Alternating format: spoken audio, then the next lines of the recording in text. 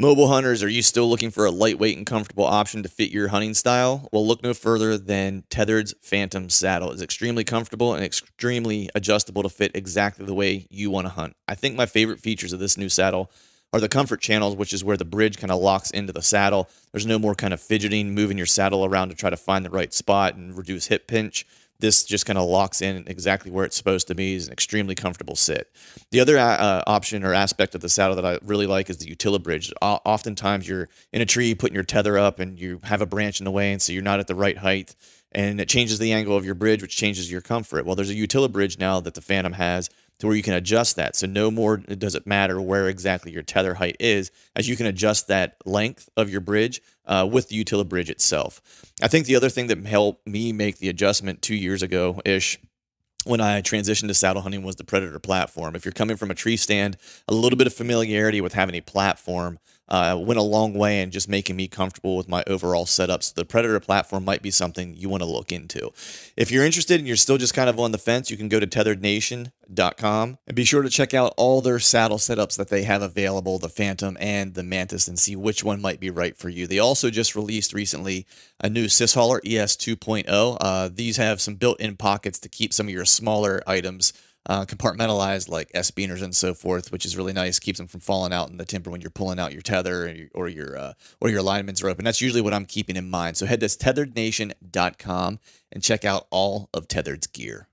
The first thing I do in the morning before a hunt, before a scout, or just before getting ready for work is have my morning coffee, and I'm sure most of you out there listening are the same. Make sure you're filling your mug with Skull Brew coffee, as it is the only coffee company that is both 2% for conservation certified and donates 10% of its profits to conservation organizations to help secure the future of our wild places. So head to skullbrewcoffee.com and choose between 3 killer roasts of coffee and know that you are supporting conservation with every sip.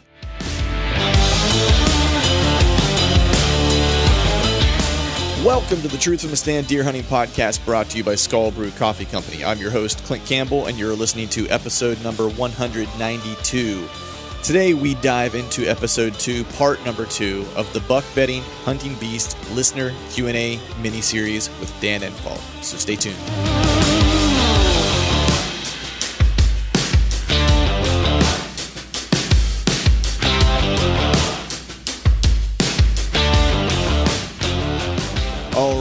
All right. What is up, everyone? Happy Wednesday to you. Hope you are doing well. Hope you are feeling fine. The hunting season is nearly upon us here. It's like I can almost feel just a little bit of a change in the weather in the evenings. We've had a couple this past week. We had some nice kind of cooler temperature. Unfortunately, it's starting to heat up again a little bit here for the next couple of days. But if I look at the forecast and I look out, I can actually see where we no longer are in the 80s.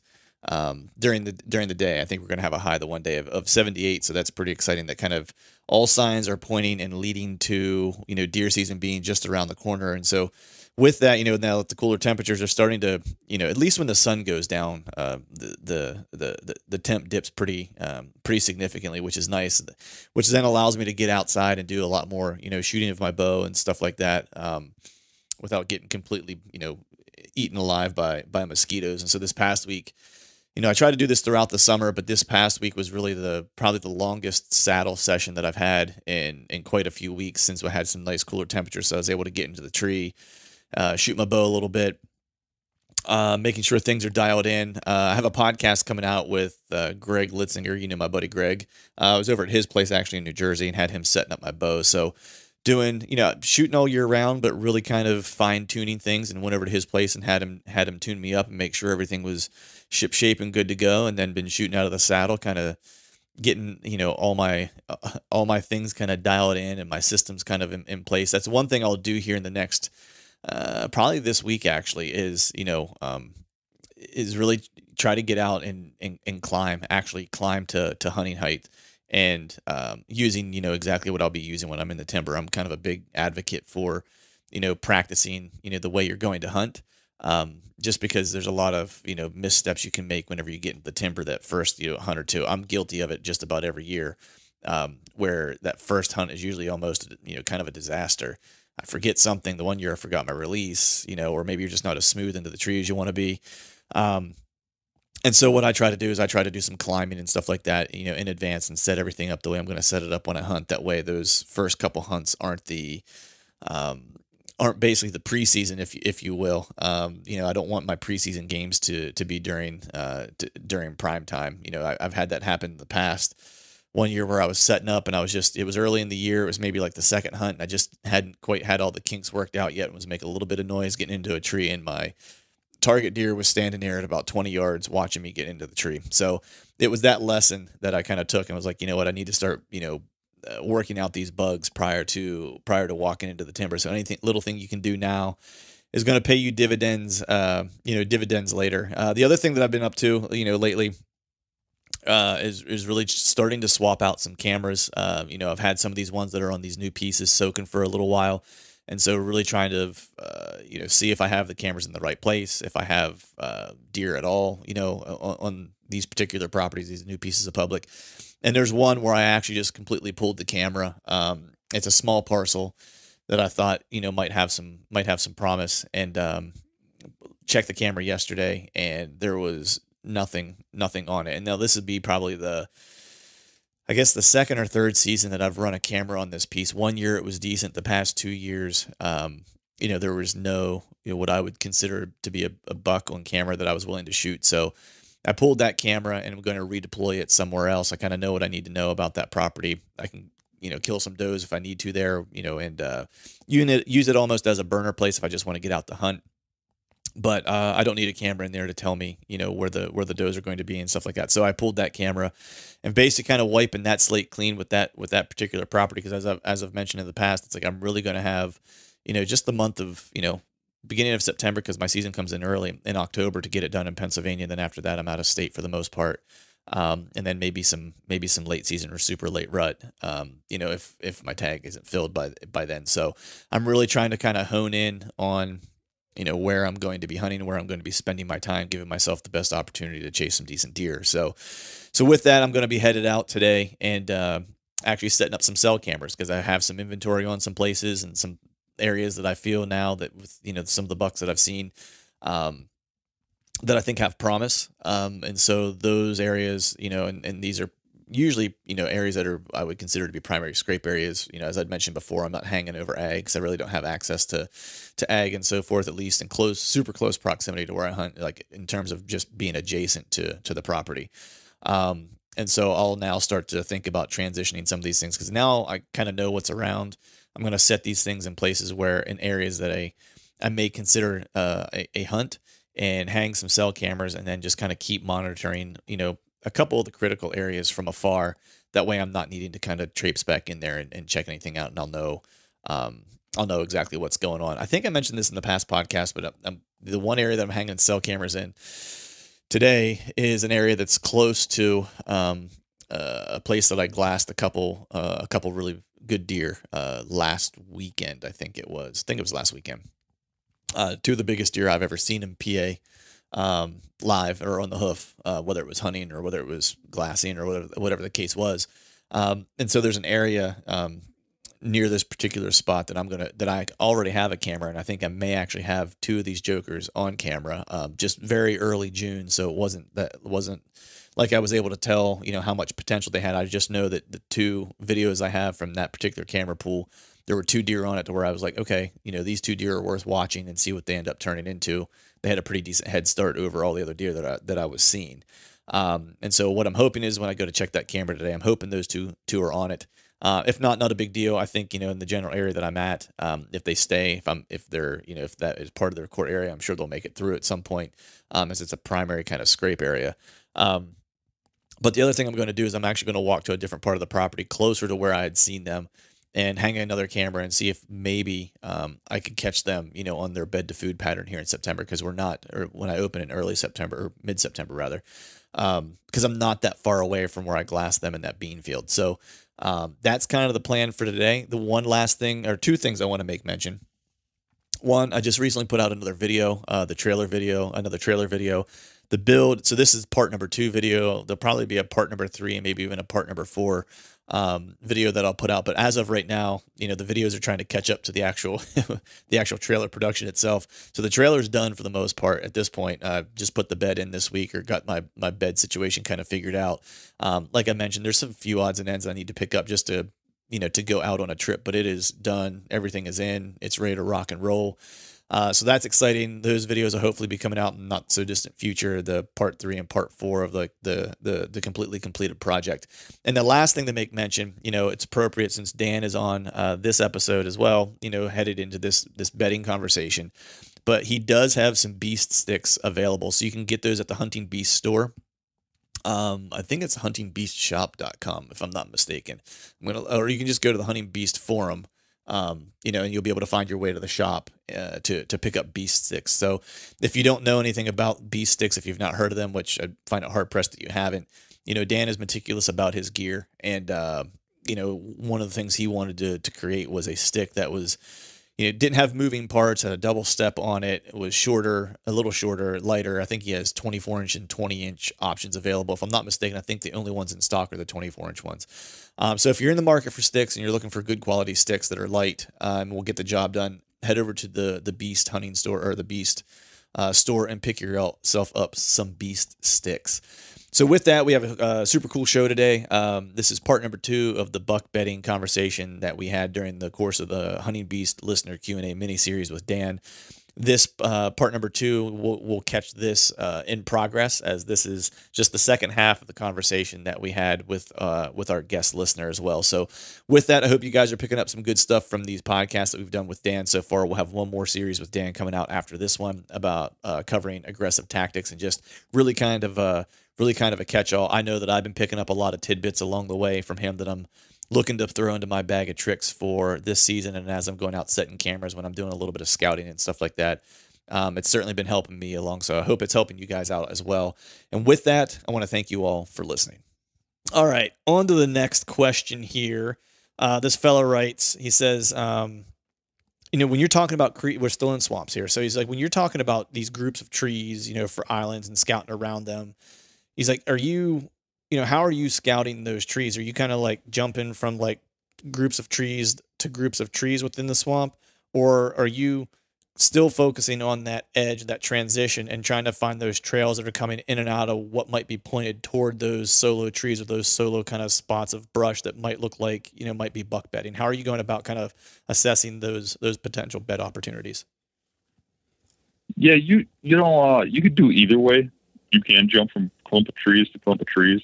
But generally, I'm following a transition, an edge of some sort, whether it's a exterior edge, a hard edge, where ground comes to water, or it's an interior edge of like dogwood meets cattails or tamarack meets cattails.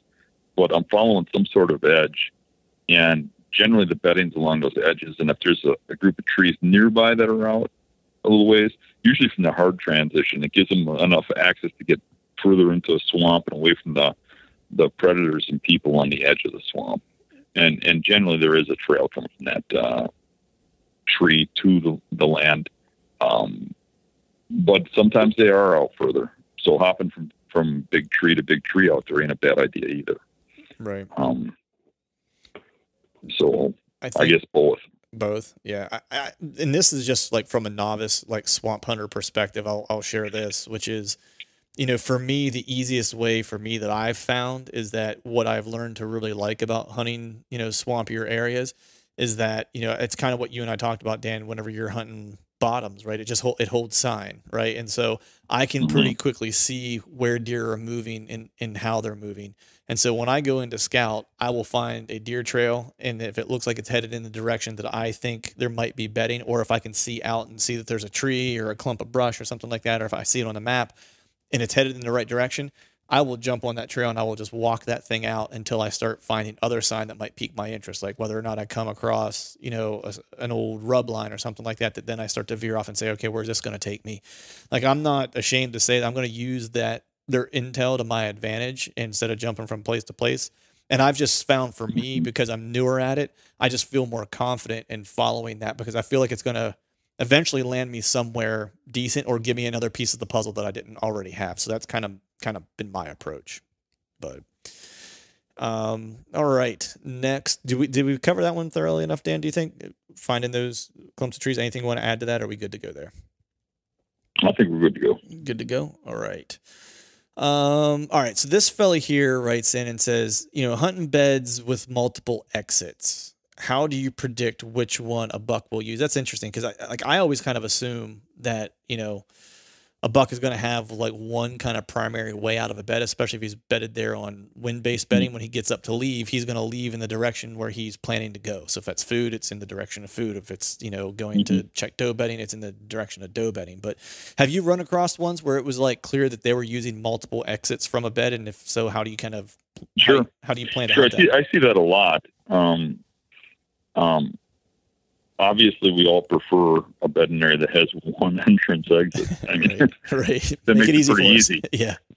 But pretty often they have multiple exits.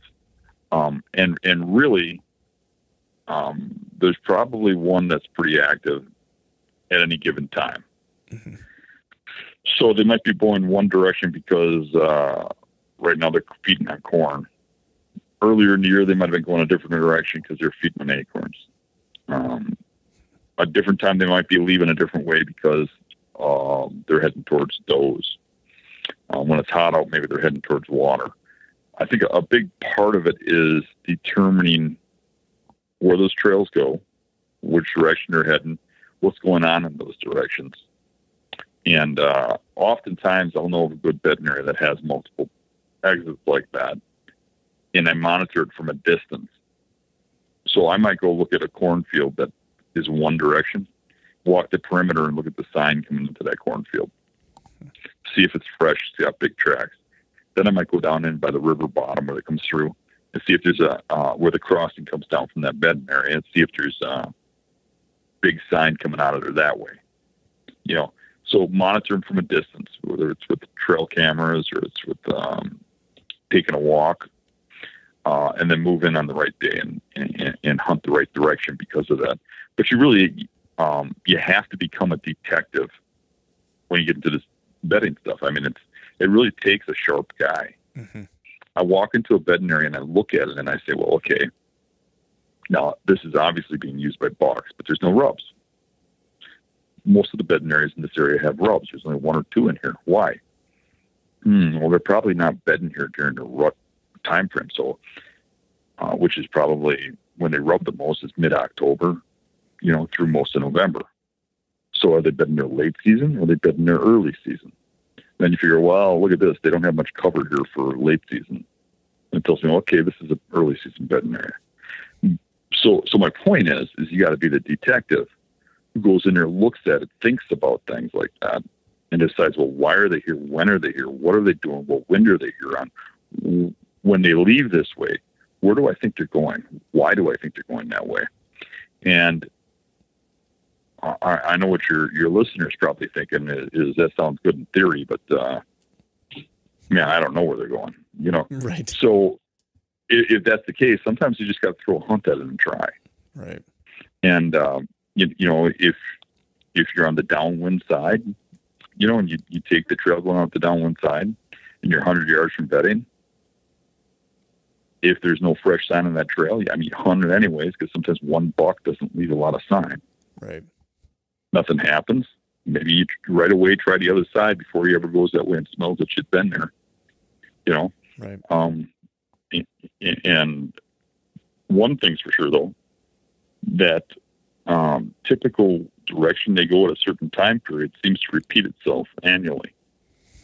Or at least, or when the same crops are in, they go a certain direction when acorns are dropping. I see bucks use the same bedding areas within a week time frame every year. Like you start to pinpoint that certain bedding areas are really good for a peak, like say late September or early September, or maybe early October, or maybe pre-rut, or maybe they're a real good one in late season. And you start to put that together and start to realize, okay, I'm going to leave that spot alone till then, so it doesn't get burned out. But really going back to the same thing, not to beat a dead horse, but you got to be the detective. You got to go in there and you got to look at the situation and determine what your best guess is, and live with the results, and learn from them. Right. Yeah. I mean, it's one of those things, like you said it right at the beginning when you were talking about, like, I just kind of thought of what's in play, right? Like at that time of year, like thinking of the seasonality and what the odds are that they'd be interested in that time of year. Right. Mm-hmm. And, Yep. and I think that, like we said earlier too, it's like all beds are not created equal, right? So they're using them at different times of the year for different reasons. You know what I mean? Especially, you know, I think when you're outside of the rut, I mean, they have very specific reasons why they're using those certain areas, right? And I think if you think of it in that context, and it's like if you're in the early part of the season, it's like, man, they're bed to food, and probably unless something moves them, if it's the right wind for that spot, they're going to use that place to bed and then go to feed, right? And so it's just thinking about, you know, especially when you said water hole, man, some of these warmer early parts of the season, it's like that, those would be dynamite setups, you know, knowing that they're going to leave and potentially go to a watering hole, or if there's a watering hole on the way to food, like even better, you know what I mean? It's like, so just thinking of all those factors that kind of are around that bedding area, like what could entice them to move in a specific direction, and what's the probability that that's the most important thing on their mind that day or that time of the year, you know? So, but, that actually covers the next question this fella wrote in, because he was asking about, I think we covered it, because he was saying, you know, a bed worn down to the dirt, does that indicate, you know, year-round bedding? And I think we already kind of talked about that they're bedding at different places for different years, but it stands to reason. I think, you know, one that's worn down, it just means it's a bed that's being used often, right? Right, but you can have a bedding area that's used way more than that bed that's wore down. But none of the beds are worn down that much because he moves around a lot. Right. So it's all relative. You see what I'm saying? Right. Yeah. And a bed that's worn to the ground could just mean that for a week straight, there's a deer laying there. Right. You know, they can wear that down pretty quick, laying there the whole day, shifting around and stuff. That's a hard question to answer accurately. Yeah. No, I get what you're saying, because especially in those areas, like, you know, if there's, I'm just going to use hill country for an example. If there's an area, you know, that maybe a buck has like 5-6 beds around a point, you know what I mean? He's shifting for each different wind. It's like he may not use any one of them enough to wear it to the dirt, but that doesn't mean he's not there 40% of the year. You know what? Right. You know what I mean? It's the same thing we talked about earlier with Easton, about how we're the two places he hunts in Ohio. One's rolling hills and one's the steep. Mm-hmm.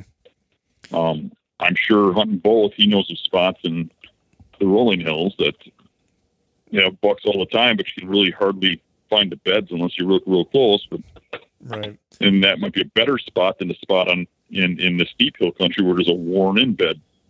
It's kind of all relative to right to specific scenarios. Right. Now, do you find in rolling hills that it's less, are they any less consistent with their bedding in rolling hills versus steeper terrain? I don't think so. I think it's more that you have a harder time recognizing, because once you recognize it, once you figure it out, it seems pretty consistent. Right. It's just it gets hard to see. Right. All right. So this next question, this fella writes in and says, this is an interesting one, because I'm curious to see what your answer is. He's asking essentially, how close is too close when setting up over, like this would be assuming you know where a precise bed is versus a bedding area.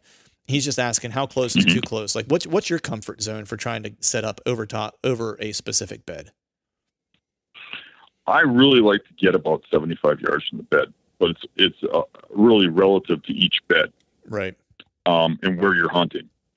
Sometimes in hilly terrain, you'd be hard pressed to get within 200 yards in a wooded situation. But in swamps, sometimes I can get 50, 75 yards pretty quiet and set up a stand yet. And in the swampy areas, a lot of times I'll see them get up and come to me and shoot them from 75 yards. But what you have to do is if you know where that bed is precisely, when you were in there finding out where that bed was precisely, you have to go to that bed and look around and say, okay, how's this buck coming out of here? Goes back to the detective again. Right. How's this deer coming out of here? Which way is he going? Okay, he's going that way. I'm going to set up along this trail over there. I'm looking that direction. I'm like, okay, what can he see from this bed? What can he hear from this bed? What can he smell from this bed? And generally, buck bedding areas, I mean, we call it a bed, but there's usually 10 or 15 beds in a tight area. Right. Occasionally, you get that spot where there's one real good bed, but the majority of the time, there's multiple beds. Right. And you just got to get into the beds that are closest to you and look in your direction and say, okay, where can I set up? Now, the problem with that is in a lot of terrains, there's satellite bedding, and you're going to kick some deer when you get close. And that's just something you got to live with. The buck bedding area, I mean, is different than the satellite bedding. And it's, like I said before, you can see the aha bedding, in that core area. And you can tell the other bedding surrounding it, not wanting to be in there, right? Right. But it's a matter of getting just out of sight, sound, and smell. And once you know you're out of those ranges, you want to be as close as you can without entering any of those ranges. You don't want them to hear you, you don't want them to smell you, and you don't want them to see you, but you want to be as close as possible. And the best time to do that is to figure that out is in wintertime or springtime, scouting when there's no leaves, and look as far as you can see in that direction that he's exiting. And where you can't see no more, you can't hear the approach no more from that bed, that's where you should be setting up. Right. Easton, how about you, man? Like, what's if you have a bedding area that you're going to hunt, what's your general comfort zone in terms of how close you're willing to get, how much you're willing to press the envelope? Yeah, I mean, I'd have to agree with Dan. I think in that lower country, that swamp country, I feel like it would be easier, which, I obviously don't have a whole lot of experience with that, but where it's thicker and nastier, you can kind of push the envelope a little bit more. And you might naturally think with the changes in elevation in the hill country, you might be able to use that to your advantage a little bit. But at the same time, like we already talked about, I think a lot of these smarter bucks, these older deer, are using that elevation. They're already beating you to it. They're using that elevation to watch you come in. So I would agree that it's more difficult for me to push that envelope as much. Like he said, probably 150, 200 yards is about as close as I'd want to get hunting that type of terrain. Right. I think it's interesting because people are probably sick of us saying it, but it's for me, it's relative to what my scenario is, right? It's like if I'm on an out of state hunt and I know where there's it's deer bedded and I've got so many days to make it happen, it's like I'm going to press in as far as I possibly can to try to stick an arrow in it because I've only got so many days. Where if it's closer to my home where I might have a couple opportunities to hunt it, I may not go in guns a-blazing on the first one. You know what I mean? And I might try to put myself in a position to have an opportunity, but also not completely screw the pooch on it either. If I feel like I could possibly hunt it, maybe get 2 hunts out of it or maybe 3 hunts out of it if I'm lucky, because that's one thing I think people, if they're hunting private, I'm a firm believer in you gotta bump some deer to kill some deer. You know what I mean? Like I definitely believe that, but I think you also want to use your brain a little bit and have a little bit of a risk reward analysis, especially if you're on private and maybe the deer jumps and goes over to the neighbors and you don't see him anymore, or you have a controlled environment to where you can plan the hunt out a little bit more, and so long as he doesn't get bumped and it's not rut, you have a chance to try to go in and hunt it when your conditions are right. I'm just thinking about this one setup because when I saw this question come in, I was really looking forward to asking because the one bed that I found this year, it's I've been kind of debating how far I could push in. It's the one that's in that kind of, along that ridge of that mountain, kind of in that swampy area. It's really weird, kind of clear cut that turns into a swamp. And I can see how he's coming out because I've been trying to figure out how I was actually going to hunt it. And I think what he's doing is coming out of that bed, coming down the mountain because that's where he's looking. That's how he's looking out of it. And that's the clear trail that's kind of coming out of it. And there's a white oak that's there, and that white oak is just kind of off to the right. So it's like if you get the right wind, you could probably cut it. And then there's a clear trail that kind of comes around that bend and heads over to where this primary scrape is that I found also. And so what I'm thinking is if I kind of hug that edge and have the right wind to where I can just kind of cut the wind just enough, I can probably catch him coming out of his bed, and I could probably push in as far as like, I don't know, I would say maybe 75 yards probably be as far as I could push it. I would say if I got any closer than that, I'd be really nervous about the wind situation there. But that's kind of my thinking. So that was a helpful kind of conversation for me to hear you kind of explain that, because I think that's helped me decide how I might hunt that particular spot. But so anything else to add to that one, or are we good on that one? I think we're good. Good. All right. So this next one here, this one's kind of interesting too. He says, when, how, or why will mature bucks abandon the upper 1/3 and bed lower? Is this predominantly in high pressure situations? ? So when do you see deer that aren't kind of following that upper 1/3 military crest kind of bedding scenario? I'm assuming he's referring to hill country here. Yeah, when there's an advantage to bed lower, right? Or when you're in mixed terrain. So if you're in hill country but it's farm terrain, there will be some bedding in there where they bed like they do in flat farms, based on transition edges and things like that. And there will be some bedding along the steep drop-offs. I mean, if you mix a little bit of swamp, little potholes in there, they'll bed down. Some will bed down the swamps, and they'll bed like it's a swamp, right? Another thing I see, like in big wooded ranges of hill country, is I see them bed down in ravines sometimes, where it creates a bowl effect with the wind. Mm-hmm. And I can remember the first one I found where it was just a giant buck I really wanted to kill. And I figured out where he was bedding, and I could not figure it out until I went to set up on him. I mean, I was trying to make myself believe he was bedding there. I knew it, but I was like, why would he bed here? Because there's always that aha moment with those big bucks, right, that they're here for a reason, And I finding a few of these beds, what I found is when you go around them and you try to set up, you drop milkweed no matter which direction you drop it from. If you drop more than one, you keep doing it for a couple minutes, within a few minutes, one of them is going to go straight to that bed. Right. And that's why he's bedded there. A lot of it has to do with the way the terrain funnels wind, mm-hmm. which is why those thermal hubs are so attractive to giant bucks. Right. It's because they pull in the wind from every direction, because they get a little swirl in that hole to get the thermal effect, the wind. I mean, you think about it, in hill country, you've got a huge factor against you in the first place, because you automatically got two different winds. Right. You got your straight wind and you got your thermal wind, and your thermal wind changes, a few times a day. So, it changes in the morning time. It changes in the evening time. So, you get your drop, you rise, and you drop again, mm-hmm. and then your wind. So you got two different directions going on there, and they're going to use that to their advantage.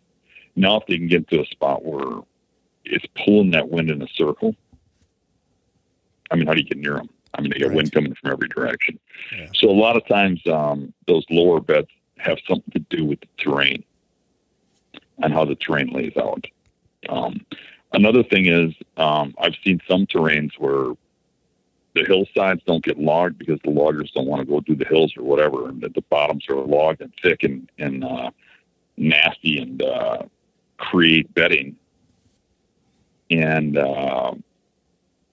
they don't really want to bed on a hill, steep, not steep, rounded, whatever, if it's giant oak trees, every 50 feet, and it's wide open, you can see for a mile. Right. They need some cover, you know what I mean? Right. So that'll force them to where there's cover too. Those are the main ones I can think of off the bat. Right. I'm assuming pressure would have something to do if you have people hunting ridge tops and they're bedding in that top third or that's close to the ridge top and there's a lot of action up there. I'm imagining that would drive them down lower as long as there was decent or adequate bedding down there. Is that fair to assume too? I would kind of agree with that. Yeah. I mean, if there's pressure where the bedding is, they're going to move their bedding. Yeah. But generally, if it's an area well laid out for bedding at the top third, I'll find they'll abandon the bedding that's getting the pressure, but they'll find a ridge or something that's not, because even nowadays, most people don't seek out those overlooked spots. Right. They might have to go like alongside the road or Right. They might have to go one ridge system over and find that same kind of similar setup for that wind condition, and they're just as happy to do that as they are to stay there and be bothered. So, Correct. but cool. Anything else on that one? I think we covered that one pretty well. Do you agree? Mm-hmm. All right. I think we only have two more here, and I think we're good. So this next one, this fella writes in, he's talking about swamps. We actually just started touching on it, but he's asking the question specifically. And what he's basically saying is that he's got swamps and a peninsula that he's trying to get out to. And he said it's hard to sneak into because it seems like every time he goes in, he's hitting doe bedding right off the bat. And then after that, the does run through, the bucks get alerted, and then, and then move on. His question is how does he get in there without spooking deer? And is there, do you have a method for that, or like a way to kind of get into that buck bedding without alerting every buck that you're there with the does running through? So what's your take on that? Yeah, that's a hard nut. I mean, yeah, it's hard to get around that. Right. I can say this, that if you can't do it, if you can't, go around that doe bedding, or it's in a vicinity where you have to spook some deer to get there, I would say go in real early, like noonish, instead of like 3 or 4 in the afternoon. Go in there like noonish and let them spook out of there. Just keep walking slow when you spook them so that they don't look at you as a threat, so they trot off. Where if you like stop or hide on them or try to sneak, sometimes they just really freak out, Right. But noonish, and let whatever happens happen. I believe that those bucks are more lethargic midday, and they'll get alerted when deer are running around. But literally, deer do run around, in swamps, right, pretty much. And those deer will take alert to that, and they'll be like, "Okay, what's going on?" But I really don't see those bucks sprinting out of those bedding areas or going long distance because of that. Right. A lot of times they just really monitor what's going on. I'd say if you go in early like that, they have plenty of time to forget about what happened. Right. And if you do spook something and you're close to your tree and you're close to the bucks that are bedded, sit back, sit still, don't make no noise, and just give it some time. I mean, if you're getting in there at noon, you have the time to do that. I mean, I don't like getting in there at noon and sitting all day myself. I like sitting the prime hours. But in some situations, it's a lot more beneficial to get in there, make your disturbance, and let it have a lot of time to settle back down. Right. I've seen bucks run out of a bedding area when does bust through, or when you kick them up, not knowing what happened. You just sit back and wait, and an hour or so later, they come sneaking back in from downwind, smelling to see if anybody's around, and go right back to their beds. I've also seen them just sit still and never leave. I've kicked bucks or does through bedding areas. As I get to the tree, you see them sprint through the bedding area, and you think, well, I'm screwed. You climb the tree, and 2 hours later, a buck gets up out of a bed right where the does ran. It comes right to you, and you're like, okay. But I've also done it and seen the buck get up and run. Right. So it's not something you want to do on purpose, but I really don't think it's as much of a game ender as people make it out to be.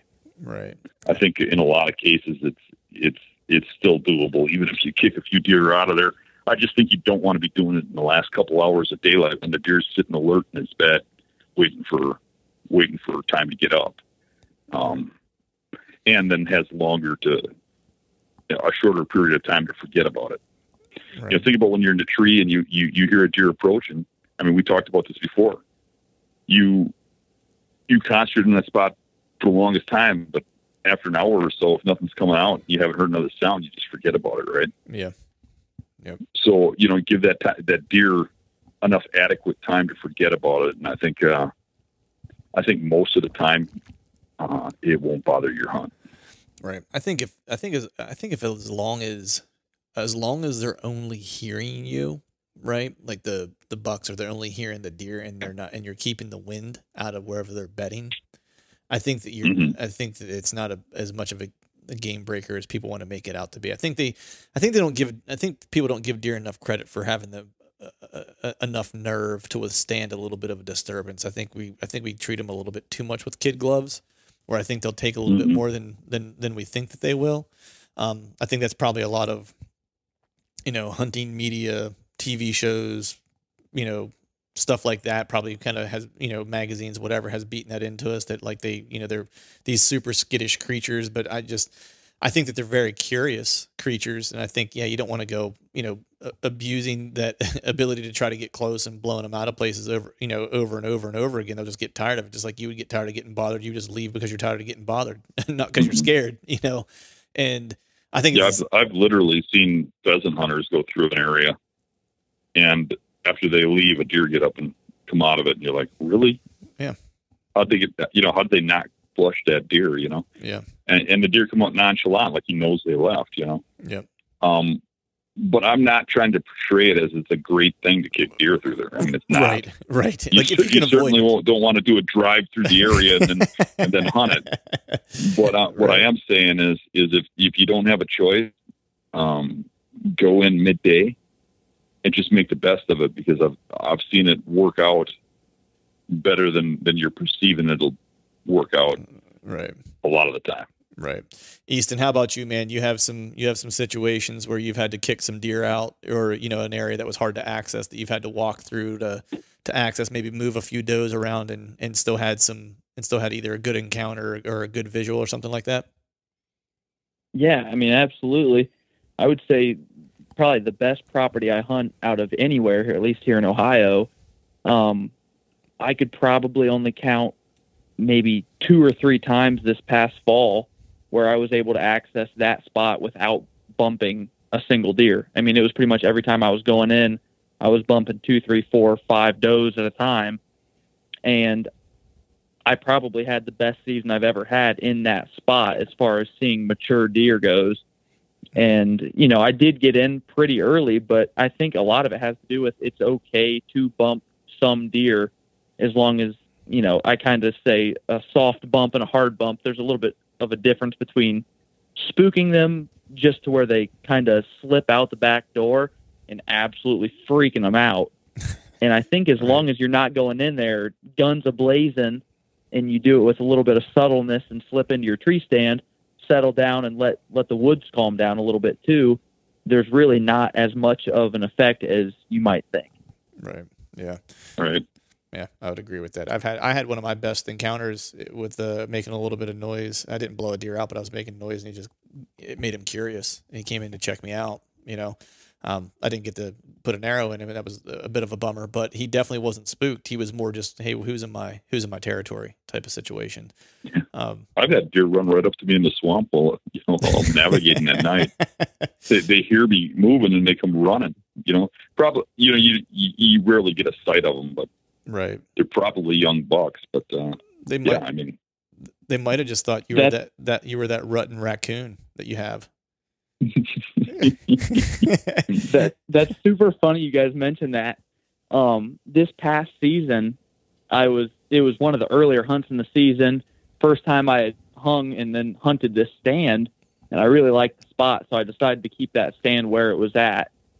And there was a branch that was in the way of a good shooting lane that I had. And once I got down after dark, I started cutting this limb. And next thing I know, I mean, it was pitch black, and I hear something coming at me. And it turns out it was a buck, and I'm convinced that it thought I was another deer thrashing a limb. But I was sawing this limb off, and this thing came charging at me. And I'm already scared of the dark as is. And I took off back towards my tree stand, and I tried running through this giant pile of treetops because the woods had been logged, and I busted my shins up. I mean, it was the scariest thing. But looking back on it, it's pretty funny because I know it was probably just a young buck thinking I was another buck in his territory. Right. That's pretty funny. I like the fact that you're okay with admitting I'm kind of scared of the dark, man. That's good. I love it. You know what I mean? I'm not afraid to admit it. That's right, man. That's right. Things that go bump in the night might freak you out a little bit. It's all right. Oh, man. Awesome. Well, I lied earlier. We have 2 questions now because there's one that someone asked that I skipped over, and I think it's a good one for us to end on for all 3 of us to answer. But we'll get this guy's next, then we'll end with this closer. This guy, I think this is a good question, Dan, because this guy's new to beast hunting overall. And I think a lot of folks, as they're, getting into beast hunting, probably have some of these questions. And what he's saying is like, hey, I'm new to the beast method. I'm planning on giving it a go this season. He's like, I've heard others talk about, several times about afternoon hunts being more efficient than morning hunts. However, if you can only hunt for a weekend, what would be some tactics that to use when beast hunting in the mornings? So beast hunting in the mornings and with limited time, I think, is his question. Yeah, I think we got into that a little bit. Mm-hmm. I think for me, I'm a little bit further back and a little more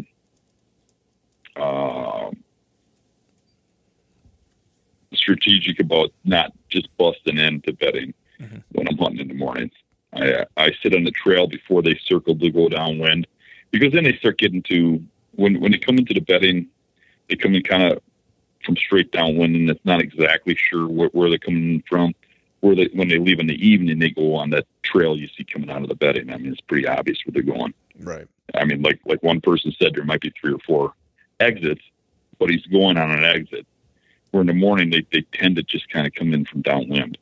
But if you know which direction they're coming from, and you can get on the trail before they sweep downwind, right, that might be a better situation. That way, if they do come in with daylight to shoot, you're probably going to get your shooting. Right. Or if they do get in there really early, they get past it, they get to the bedding, maybe you don't burn it out, maybe you still have an opportunity, but maybe you're back 300 yards rather than up 100 or 150 right. from the bedding, Right. That would be my best scenario for the mornings. I would also say too, if it's outside of the rut, I would probably just give it an hour of daylight, and then I would do some scouting for my evening sits. Mm-hmm. I do real well doing that, getting some time and finding some fresh sign in the late mornings once they're all bedded, and then hunting in the evening before they come out and smell where I've walked. Yeah. So that's what I do on weekend trips myself when I go out of town or yep. to new areas. Yep. 100%. That's, I'll answer two different ways, or I'll build on what you had mentioned. The way you talked about your weekend trips, like, it's no mystery. It's like I've picked that up from Beast Style, and that was 100% why I had success in Iowa last year, because that was exactly how I hunted. And it was successful. I had a ton of encounters. We talked about the misses that I had, and then finally ended up, tagging a buck.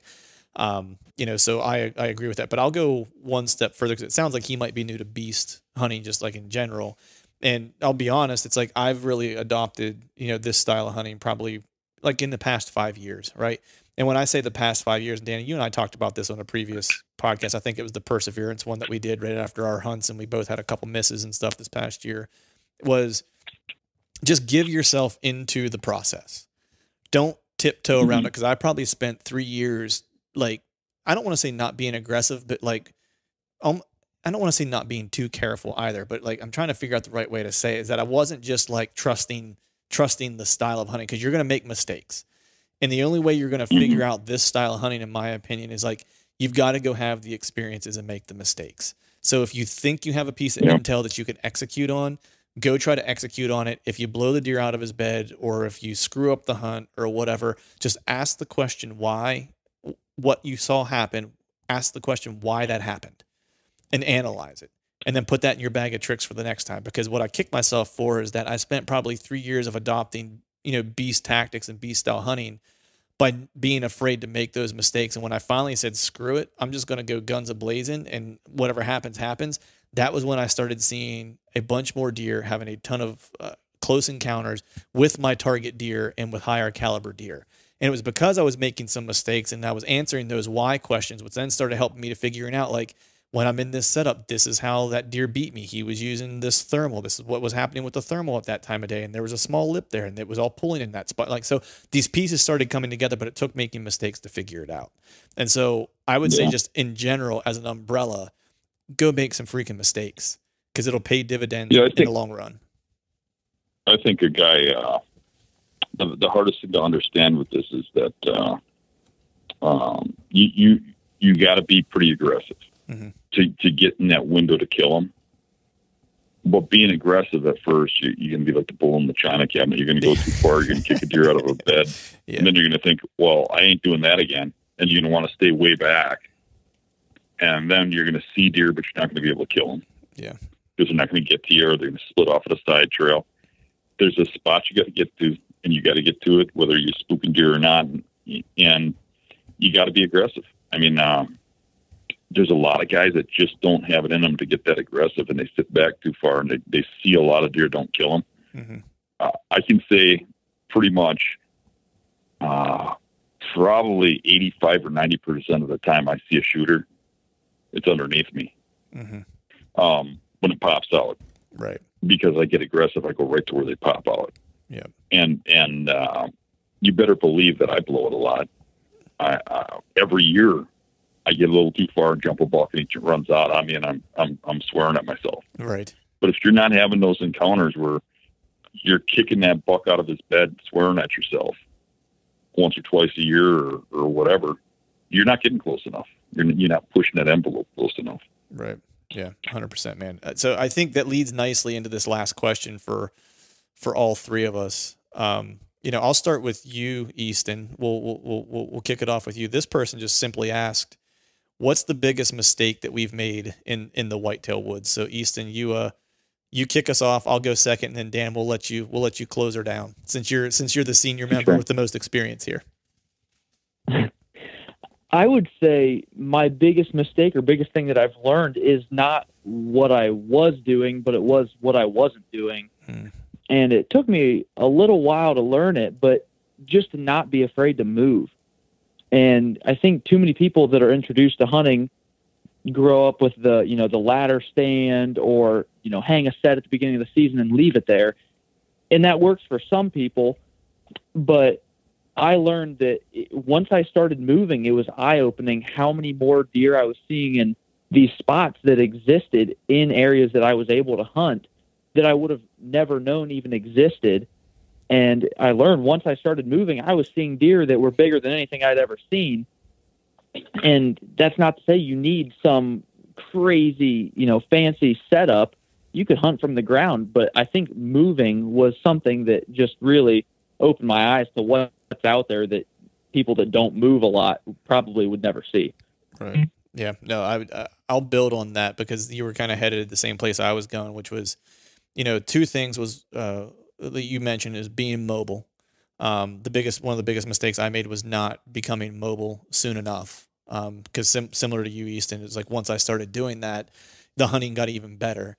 And then the second part of that was a little bit what Dan and I were just talking about, which was getting aggressive and scouting more in season. Like I used to be afraid to scout during the season because I didn't want to move. I didn't want to move deer. I didn't want to bump them, and I was afraid to make a mistake. In the past couple of years, I kind of threw that all out the window just because all the guys I know who are killing good deer, kill them earlier in the season, and doing it consistently, they were all scouting more than they hunted. And so when I finally adopted that and just decided, I'm going to start scouting more than I hunt. And some days I'm going to scout all day and I might not even get a setup because nothing looked good enough to set up on, and once I adopted that mindset and I just continued to scout until I found the hot sign and then set up right in that moment, that was whenever I started having the best encounter. So it was twofold. It was not being mobile enough early and taking too long to adopt a kind of continuous scouting approach to my hunting style. So those were my two fails. What about you, Dan? Right. So this is my fails? Yeah, your failure. What's your biggest mistake that you've made?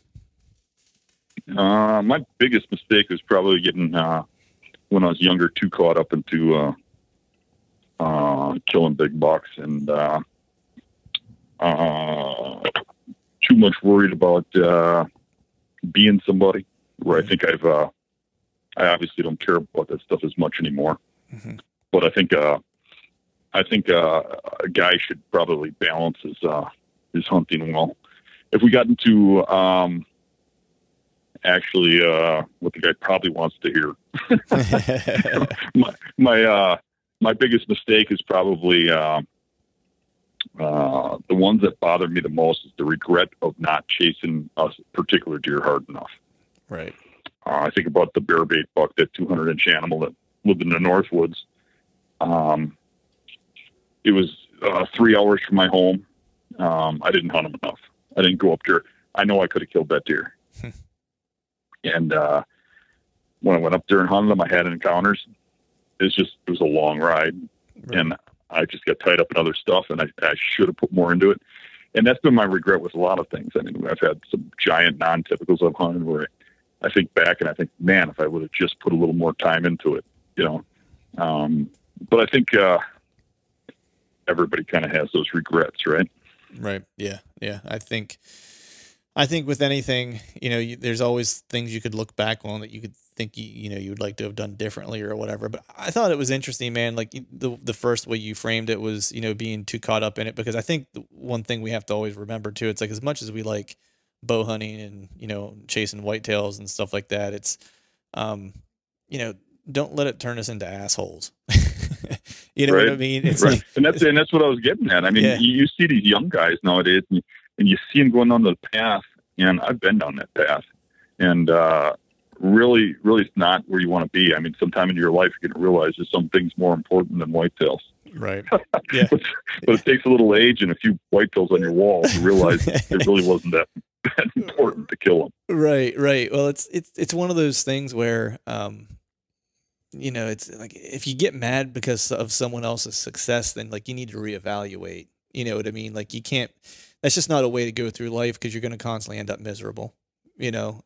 Yeah. But you know, you saying, you know, a lot of us think that we're going to be the best whitetail hunter there is, because you get good and you get cocky, and if you don't get a little cocky, you won't get really good. Right. Believe it or not, that's how I feel. Yeah. But no, you get cocky and you think you're going to be the best bow hunter there is. But really, it's not apples to apples. There's always somebody that's got more money to spend, more time. Their daddy owns a 3,000 acre farm in Iowa. I mean, there's always people who couldn't hunt beside you anywhere on public land or wherever you hunt, that are going to do better than you just because they can buy that success. Right. And it's not apples to apples. You really have to look in the mirror and be happy with you for yourself and for what you're accomplishing, and set your goals to yourself. Yeah. Because, like you said, when I was younger, kind of ashamed to say this, but I wasn't the greatest husband. I wasn't the greatest father in the world. My life revolved around chasing deer. Right. It was more important than jobs, careers, money, having a nice house, living in a nice neighborhood. I put deer first before everything. Right. And, you know, you're not beating anybody. Right. You're only beating yourself. So you got to look at your own goals and make sure you balance them, and that you're happy with what you're accomplishing. And it's hard to say to people, because I know how it is when you haven't gotten a big buck and you just want to get that first one. And then you want to prove that you're a hunter. So you want to prove you can do it year after year. And it just starts getting out of hand after a while, you know. Right. It's like an addiction. Yeah. Yeah. I think that's one thing. I think, you know, I'm fortunate. I think that I have, you know, good friends in the hunt, like good friends who are hunters, that we're all diehard hunters, you know, but we also have like some perspective, you know what I mean? To where, you know, I'll give you an example. Our mutual friend, Chad Sylvester, right? I hunt with Chad a lot. He's one of my best friends. And, I would be as satisfied for him to kill a big deer as I would for myself. You know what I mean? Even if we were hunting the same deer and he ended up killing it, I would be as happy for him as I would be for me. And I know he would feel the same way, you know, in the opposite. Right. And I think it's having guys who are dedicated to it, but like are still like put family first and being good people first and all those things. You know what I mean? Like that to me is important. You know, and so I've kind of given into the fact that like, look, I'm not going to be the next, like, you know, great American whitetail hunter, but I'm going to be the best version of that I can be. You know what I mean? And that's all I can, and that's all I'm going to ask for. And that's what I'm going to work toward. Right. And I think you're right. You just have to set your own goals. And if you can honestly look at yourself and say, hey, I worked my ass off and tried to get there. And if it happened, great. If it didn't, then if the effort was there, then that's all that matters. You know what I mean? And then with the effort, you know, in time, the other things will come, you know? So But with that, we got a little deep and philosophical. Easton, I don't know. Maybe you feel like you didn't sign up for a therapy session, but you got one anyway. So there you go.